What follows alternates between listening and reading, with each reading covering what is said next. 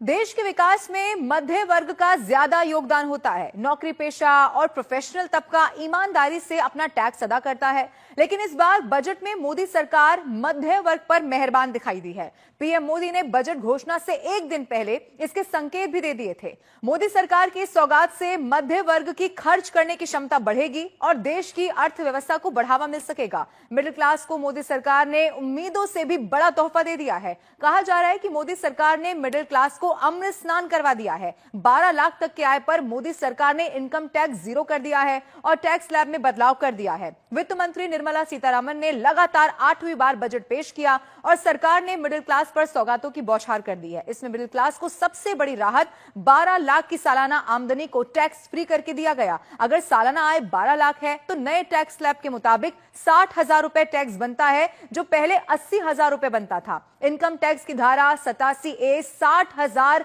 रुपए की छूट मिलने से आपको कोई टैक्स नहीं देना होगा। अगर आप नौकरी पेशा हैं तो आपको 12,75,000 की आय पर 75,000 रुपए का स्टैंडर्ड डिडक्शन भी यहां पर मिलेगा। नया इनकम टैक्स बिल अगले हफ्ते संसद में लाया जाएगा। मोदी सरकार ने अपडेटेड रिटर्न फाइल करने की समय सीमा 2 साल से बढ़ाकर अब 4 साल कर दी है, जिससे टैक्स पेयर्स को अपनी फाइल सुधारने के लिए ज्यादा वक्त मिल गया है।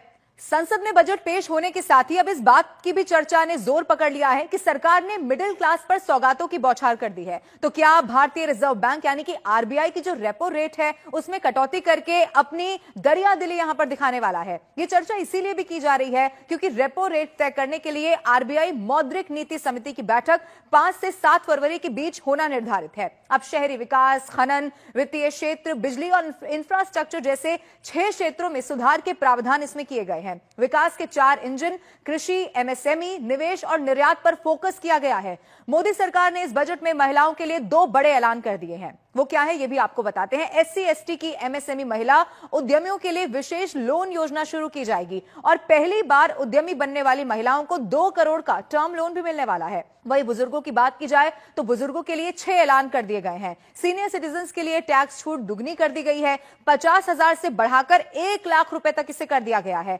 36 जीवन रक्षक दवाएं पूरी तरह से टैक्स फ्री होने वाली हैं। देश में 200 डे केयर कैंसर सेंटर बनेंगे। मेडिकल उपकरण और कैंसर की दवाएं सस्ती हो जाएंगी। 6 जीवन रक्षक दवाओं पर कस्टम ड्यूटी 5% घटा दी गई है। 13 मरीज सहायता कार्यक्रम बेसिक कस्टम ड्यूटी से बाहर कर दिया गया है। इसे हर किसी के लिए सरकार ने ऐलान कर दिया है। अब एआई तकनीक पर भी सरकार खर्च करने वाली है। स्टार्टअप के लिए 10,000 करोड़ रुपए का फंड बनेगा।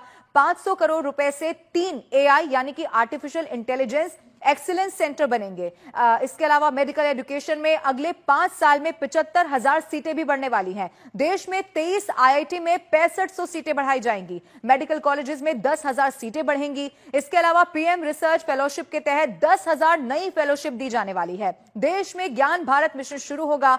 1 करोड़ मैन्युस्क्रिप्ट का डिजिटलाइजेशन होगा। Make in India, make for world को इससे बढ़ावा देना की जो विजन है वो सरकार का है। इसके अलावा स्किल बढ़ाने के लिए 5 राष्ट्रीय स्तर के सेंटर भी बनाए जाएंगे। सभी सरकारी माध्यमिक विद्यालयों, प्राथमिक स्वास्थ्य केंद्रों को ब्रॉडबैंड कनेक्टिविटी भी मिलने वाली है। मोदी सरकार ने बजट में किसानों के लिए 11 बड़े ऐलान कर दिए हैं। किसान क्रेडिट कार्ड, केसीसी की लिमिट 3 लाख से बढ़ाकर 5 लाख रुपए कर दी गई है। इसके अलावा देश में पीएम धन धान्य कृषि योजना शुरू होगी। 100 जिलों को इससे सीधा फायदा होने वाला है। इसके अलावा डेयरी और मछली पालन के लिए 5 लाख रुपए तक का लोन मिल सकेगा।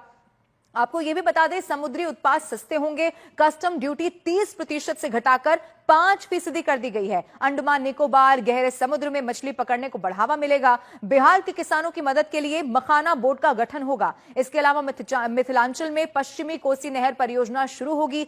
50,000 हेक्टेयर क्षेत्र के किसानों को इससे सीधा फायदा होगा। दालों में आत्मनिर्भरता हासिल करने के लिए 6 साल का मिशन शुरू होगा। Post payment, bank payment service ग्रामीण योजनाओं में बढ़ाई जाएगी। इसके अलावा कपास उत्पादन के लिए 5 साल की कार्य योजना तैयार की जाएगी। प्रोडक्शन मार्केटिंग पर फोकस किया जाएगा। असम के नामरूप में नया यूरिया प्लांट लगेगा। व्यापारियों के लिए भी 10 बड़े ऐलान किए गए हैं। एमएसएमई के लिए लोन गारंटी लिमिट 5 करोड़ से बढ़ाकर अब 10 करोड़ कर दी गई है। सोशल वेलफेयर सरचार्ज हटाने का प्रस्ताव किया गया है। 7 टैरिफ रेट हटेंगे। अब देश में 8 टैरिफ रेट ही रह जाएंगे। इसके अलावा ग्लोबल कैपेबिलिटी सेंटर टियर 2 शहरों में बनाए जाएंगे और देश को खिलौना उत्पादन का ग्लोबल हब बनाने का ये राष्ट्रीय योजना होगी। इसके अलावा नई लेदर स्कीम से 22 लाख लोगों को सीधा रोजगार मिलने वाला है। बिहार की बात की जाए तो बिहार में national institute of food technology बनेगा। सूक्ष्म उद्यमों के लिए 5 लाख रुपए की लिमिट वाले कस्टमाइज क्रेडिट कार्ड जारी किए जाएंगे।